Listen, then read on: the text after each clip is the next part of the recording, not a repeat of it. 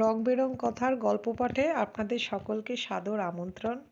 আশা করি আপনারা সবাই ভালো আছেন। এখন আমি পড়ে শোনাচ্ছি রবীন্দ্রনাথ ঠাকুরের লেখা উপন্যাস যোগাযোগ। আজ 17 পর্ব। বিয়ের দিন রাজার হুকুম। কনের বাড়ি যাবার পথে ধুমধাম একেবারেই বন্ধ। আলো জ্বলল না, বাজনা বাজল না, সঙ্গে কেবল নিজেদের পুরোহিত আর 2 জন ভাট। পালকিতে করে নিঃশব্দে বিয়েবাড়িতে বর এলো।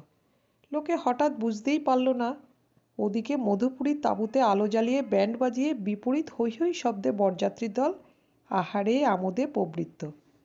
নবগোপাল বুঝলে এটা হলো পাল্টা জবাব। এমন স্থলে কন্যাপক্ষ হাতে পায়ে ধরে বরপক্ষের সাধ্য সাধনা করে। নবগোপাল তার কিছুই করলে না। একবার জিজ্ঞাসাও করলে না, বরযাত্রীদের হলো কি? কুমুদিনী সাজসজ্জা করে বিবাহ আসরে যাবার আগে দাদাকে প্রণাম করতে এলো। তার সর্বশরীর কাঁপছে। বিপ্রদাসের তখন 105 ডিগ্রি জ্বর। বুকে পিঠে রাই সর্ষের পলস্তারা। কুমুদিনী তার পায়ের উপর মাথা ঠেকিয়ে আর থাকতে পারলেন না। ফুঁপিয়ে ফুঁপিয়ে কেঁদে উঠল। ক্ষেমাপিসি মুখে হাত চাপা দিয়ে বললে, ছি ছি, অমন করে কাঁদতে নেই। বিপ্রদাস একটু উঠে বসে ওকে হাত ধরে পাশে বসিয়ে ওর মুখের দিকে চেয়ে খানিকক্ষণ চুপ করে রইল। 2 চোখ দিয়ে জল গড়িয়ে পড়তে লাগলো। ক্ষেমাপিসি বলল, সময় হলো। বিপ্রদাস কুমুর মাথায় হাত দিয়ে রুদ্ধকণ্ঠে বললে, সর্বশুভ দাতা কল্যাণ করুন, বলেই ধপ করে বিছানায় শুয়ে পড়ল। বিবাহের সমস্তক্ষণ কুমুর 2 চোখ দিয়ে কেবল জল পড়েছে। বরের হাতে যখন হাত দিলে, সে হাত ঠান্ডা হিম আর থরথর করে কাঁপছে। শুভদৃষ্টির সময় সে কি স্বামীর মুখ দেখেছে? হয়তো দেখেনি। এদের ব্যবহারে সব শুদ্ধ জড়িয়ে স্বামীর উপর ওর ভয় ধরে গেছে। পাখির মনে হচ্ছে তার জন্য বাসা নেই, আছে ফাঁস। মধুসূদন দেখতে কুশ্রী নয়, কিন্তু বড় কঠিন। কালো মুখের মধ্যে যেটা প্রথমেই চোখে পড়ে, সে হচ্ছে পাখির চঞ্চুর মতো মস্ত বড় বাঁকা নাক। ঠোঁটের সামনে পর্যন্ত ঝুঁকে পড়ে যেন পাহারা দিচ্ছে। প্রশস্ত গড়ানে কপোল ঘন ভ্রুর উপর বাধাপ্রাপ্ত স্রোতের মতো স্ফীত। সেই ভ্রুর ছায়াতলে সংকীর্ণ তির্যক চক্ষু দৃষ্টি তীব্র। গোঁফদাড়ি কামানো, ঠোঁট চাপা, চিবুক ভারী। কড়া চুল কাফরিদের মতো কোকড়া। মাথার তেলো ঘেঁষে ছাটা। খুব আঁটোসাঁটো শরীর। যত বয়স তার চেয়ে কম বোধ হয়। কেবল 2 রগের কাছে চুলে পাক ধরেছে। বেটে মাথায় প্রায় কুমুদিনীর সমান। হাত দুটো রমস ও দেহের তুলনায় খাটো। সব শুদ্ধ মনে হয় মানুষটা একেবারে নিরেট।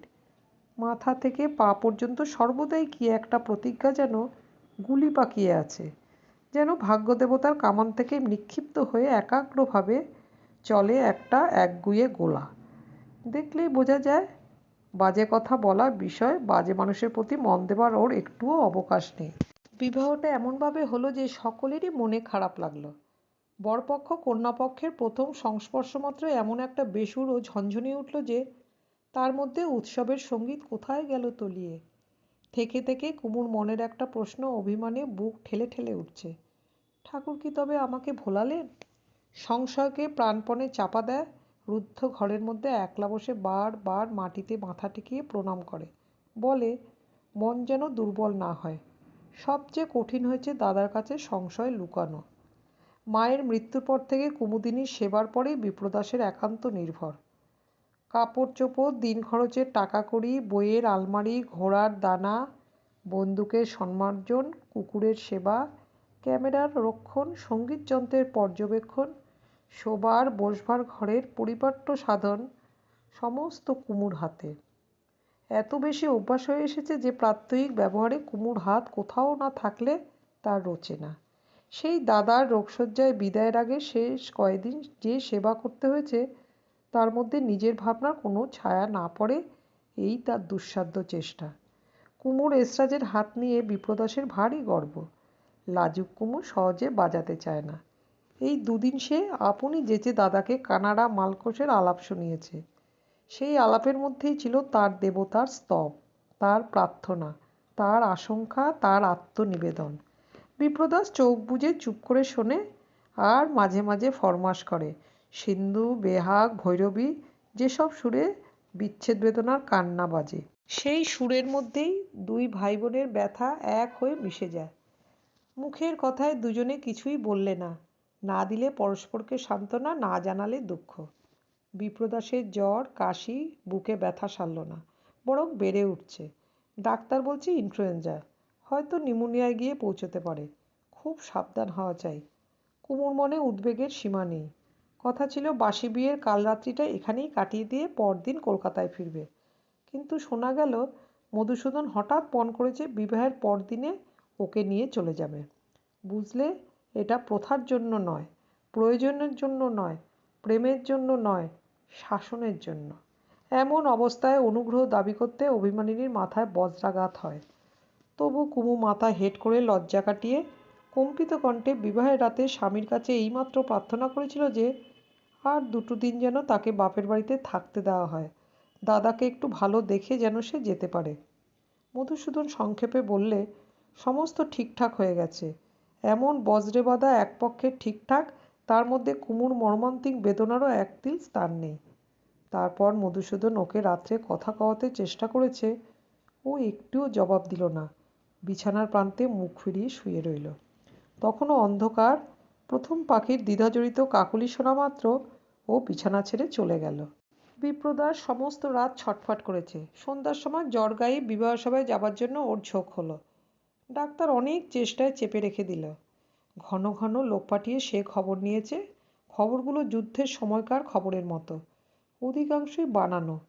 বিপ্রদাস জিজ্ঞাসা করলে, কখন বর এলো? বাজনাবাদ্যির আওয়াজ তো পাওয়া গেল না। সংবাদদাতা শিবু বললে, আমাদের জামাই বড় বিবেচক, বাড়িতে অসুখ শুনেই সব থামিয়ে দিয়েছে। বরযাত্রীদের পায়ের শব্দ শোনা যায় না, এমনই ঠান্ডা। ওরে শিবু, খাবার জিনিস তো কুলিয়েছিল। আমার ওই এক ভাবনা ছিল, এ তো কলকাতা নয়। কুলোয়নি? বলেন কি হুজুর, কত ফেলা গেল, আরও অতগুলো লোককে খাওয়ানোর মতো জিনিস বাকি আছে। ওরা খুশি হয়েছে তো? নালিশ কারো মুখে শোনা যায়নি। একেবারে টু শব্দটি না। আরও তো এত এত বিয়ে দেখেছি। বরযাত্রীদের দাপাদাপিতে কন্যাকর্তার ভিড়মি লাগে। এরা এমনই চুপ, আছে কি না আছে বোঝাই যায় না। বিপ্রদাস বললে, ওরা কলকাতার লক্ষ্মী না, তাই ভদ্র ব্যবহার জানা আছে। ওরা বোঝে যে যে বাড়ি থেকে মেয়ে নেবে তাদের অপমানে নিজেদেরই অপমান। আহা, হুজুর যা বললেন এই কথাটি ওদের লোকজনদের আমি শুনিয়ে দেব, শুনলে ওরা খুশি হবে। কুমু কাল সন্ধ্যের সময় বুঝেছিল অসুখ বারবার মুখে, অথচ সে যে দাদার সেবা করতে পারবে না এই দুঃখ সর্বক্ষণ তার বুকের মধ্যে ফাঁদে পড়া পাখির মতো ছটফট করতে লাগলো।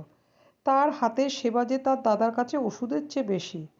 স্নান করে ঠাকুরকে ফুল দিয়ে কুমু যখন দাদার ঘরে এলো, তখনও সূর্য ওঠেনি। কঠিন রোগের সঙ্গে অনেকক্ষণ লড়াই করে ক্ষণকাল ছুটি পাবার সময় যে অবসাদের বৈরাগ্য আসে, সেই বৈরাগ্যে বিপ্রদাসের মন তখন শিথিল। জীবনের আসক্তি, সংসারের ভাবনা সব তার কাছে শস্যশূন্য মাঠের মতো ধূসর। সমস্ত রাত দরজা বন্ধ ছিল। ডাক্তার ভোরের বেলায় পূব দিকের জানলাটা খুলে দিয়েছে। অশ্বত্থ গাছের শিশির ভেজা পাতার আড়ালে অরুণবর্ণ আকাশের আভা ধীরে ধীরে শুভ্র হয়ে আসছে। অদূরবর্তী নদীতে মহাজনী নৌকোর বৃহৎ তালি দেওয়া পালগুলি সেই রক্তিম আকাশের গায়ে স্ফীত হয়ে উঠল। নহবতে করুণ সুরে রামকেলি বাজছে। পাশে বসে কুমুর নিজের দুই ঠান্ডা হাতের মধ্যে দাদার শুকনো গরম হাত তুলে নিলে। বিপ্রদাসের টেরিয়র কুকুর খাটের নিচে বিমর্ষ মনে চুপ করে শুয়েছিল। কুমু খাটে এসে বসতেই সে দাঁড়িয়ে উঠে দু পা তার কোলের উপর রেখে লেজ নাড়তে নাড়তে করুণ চোখে ক্ষীণ আর্তস্বরে কী যেন প্রশ্ন করলে। বিপ্রদাসের মনে ভিতরে ভিতরে কী একটা চিন্তার ধারা চলছিল। তাই হঠাৎ একসময়ে অসংলগ্নভাবে বলে উঠল, দিদি, আসলে কিছুই নয়। কে বড়, কে ছোট, কে উপরে, কে নিচে, এই সমস্তই বানানো কথা। ফেনার মধ্যে বুদবুদগুলোর কোনটার কোথায় স্থান তাতে কি আসে যায়। আপনার ভিতরে আপনি সহজ হয়ে থাকিস, কিছুতেই তোকে মারবে না। আমাকে আশীর্বাদ করো দাদা, আমাকে আশীর্বাদ করো, বলে কুমু দু হাত দিয়ে মুখ ঢেকে কান্না চাপা দিলে। বিপ্রদাস বালিশে ঠ্যাস দিয়ে একটু উঠে বসে কুমুর মুখ ধরে তার মাথায় চুমু খেলে। ডাক্তার ঘরে ঢুকে বললে, আর নয় কুমু দিদি, এখন ওর একটু শান্ত থাকা দরকার। কুমু রোগীর বালিশ একটু চেপে চুপে ঠিক করে গায়ের উপর গরম কাপড়টা টেনে দিয়ে পাশের টিপাইটার উপরকার বিশৃঙ্খলতা একটু সেরে নিয়ে দাদার কানের কাছে মৃদুস্বরে বললে, সেরে গেলেই কলকাতায় যেও দাদা, সেখানে তোমাকে দেখতে পাবো। বিপ্রদাস বড় বড় দুই স্নিগ্ধ চোখ কুমুর মুখের উপর স্থির রেখে বললে, কুমু, পশ্চিমের মেঘ যায় পূবে, পূবের মেঘ যায় পশ্চিমে। সংসারে সেই হাওয়া বইছে। মেঘের মতোই অমনি সহজে এটাকে মেনে নিস দিদি। এখন থেকে আমাদের কথা বেশি ভাবিস নে।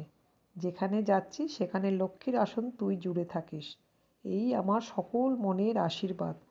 তোর কাছে আমরা আর কিছুই চাই নে। দাদার পায়ের কাছে কুমু মাথা রেখে পড়ে রইল। আজ থেকে আমার কাছে আর কিছুই চাবার নেই। এখানকার প্রতিদিনের জীবনযাত্রায় আমার কোনো হাতই থাকবে না। এক মুহূর্তে এত বড় বিচ্ছেদের কথা মেনে নেওয়া যায় না। ঝড়ে যখন নৌকাকে ডাঙা থেকে টেনে নিয়ে যায়, তখন নোঙর যেমন মাটি আঁকড়ে থাকতে চায়, দাদার পায়ের কাছে কুমোর তেমনি এই শেষ ব্যগ্রতার বন্ধন। ডাক্তার আবার এসে ধীরে ধীরে বললে, আর নয় দিদি।